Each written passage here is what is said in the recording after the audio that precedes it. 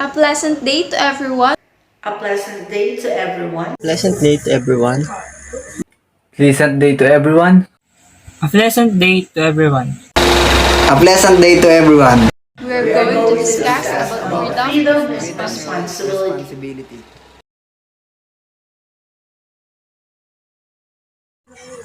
Scenario number 1. Patrick drove his car without registration and license. Consequences. Patrick would get arrested because of illegal driving. Second, Patrick could get their car impounded because of driving an unregistered vehicle. Obligations. Patrick should get first a license of his own to legally drive. Patrick should get their car registered and get a license before driving it. Scenario number 2. Irvin used all his income in upgrading his motorcycle. Consequence. Irvin's motorcycle will increase its value and horsepower. Number 2. Irvin will starve for he used all his income in upgrading his motorcycle. Obligations. Irvin will value his motorcycle more. Irvin will now work harder for he spends the last time he has money. Scenario number 3. Johnson entered in a no-label relationship. Consequences. First, he might end up feeling hurt. Second, he might waste the time in investing his feeling with no reassurance. Obligation. Johnson should think more if he should continue it because both of them might felt hurt in the end. Scenario number 4. Mark uses digital devices in finishing his studies. Consequence. 1. Mark might have the same as his classmates' answer. 2. Now that Mark uses digital devices, he is now exposed to radiation which is bad for our health. Obligations. He should have a time management doing his school works or he might just get sick. Scenario number 5. Nadine copied someone's song just to please her mother. Consequences. First, if the owner of the song knows that Nadine copied her song, she might hurt her feelings. Second, Nadine could be charged with plagiarism for what she did. Obligations. She should make her own effort to please someone. She doesn't need to copy someone and she can make a small effort and it will be appreciated. What's in? Learning Task 2. Evaluating scenarios in your way of understanding. Evaluate the following circumstances whether they are right or wrong. Write the word tama if you think the action is right, and write may kakaiba if the action is wrong for you. Number 9. Jovi and Renzi are good friends. They are schoolmates since there. However, there is no venue to hold the meeting. Jovi requested to Renzi to allow them first year in college because of great academic performance. Jovi has been elected as vice president of the college department. On the other hand, Renzi has been chosen as in charge of the college laboratories, since she is trustworthy and keen in details. One day, the college student council needs to meet for their quarterly review of their activities to use department's P6 laboratory, but Renzi denied such a request. Our answer is may kakaiba. Reason? He feels like Renzi is hiding something or hesitant to let them help the meeting to the P6 laboratory. Number 10.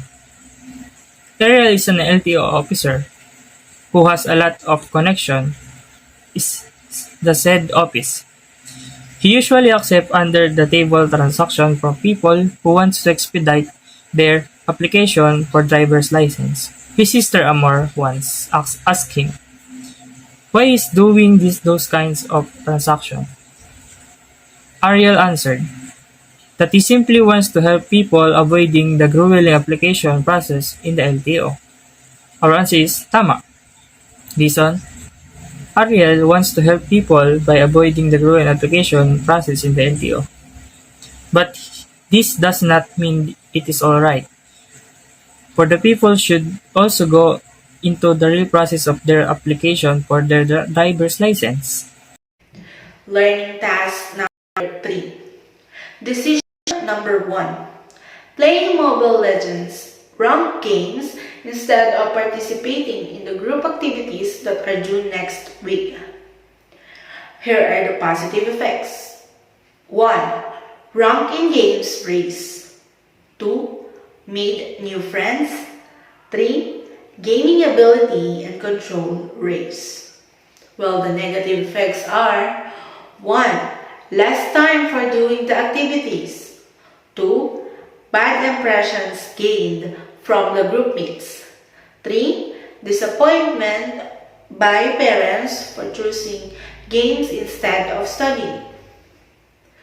Decision number 2. Things that I need for myself that I waited for too long or give it to someone that needs it the most. Here are the positive effects. 1. If I gave it away, I might save someone's help. 2. I will have friends because I gave the things that I wanted. 3. If I take the free eye checkup and eyeglasses or free medication, I will see things more clearly. And here are the negative effects.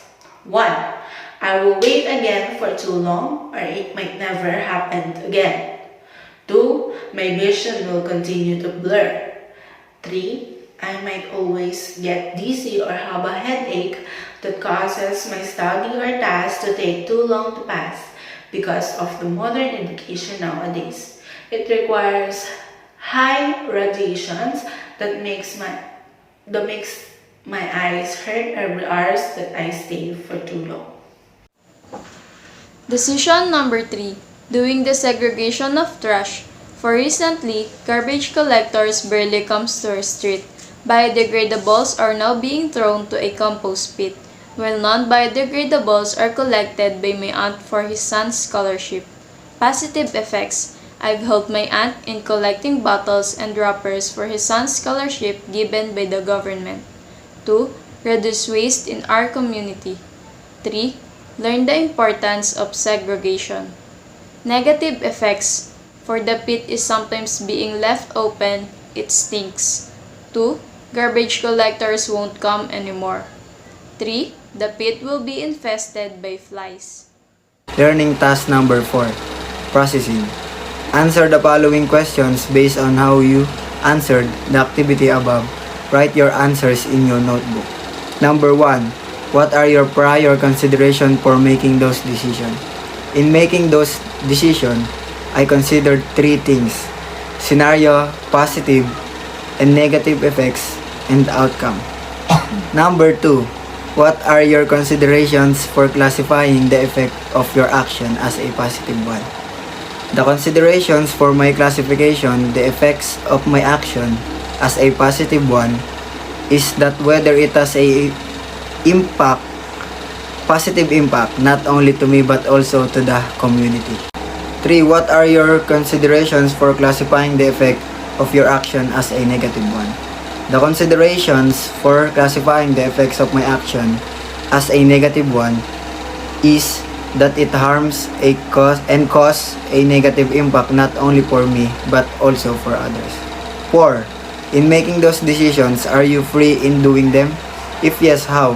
If no, what binds you? In making those decisions, I have the freedom, for I have the right to choose and do the action if I do and do not want to do it, not minding the pros and cons of my actions. 5. What are your considerations in saying that you made a best decision? I consider it as a best decision if the decision benefits everyone that is involved in the scenario. I also consider it a best decision if no one is hurt, humiliated, and embarrassed on the decision I make.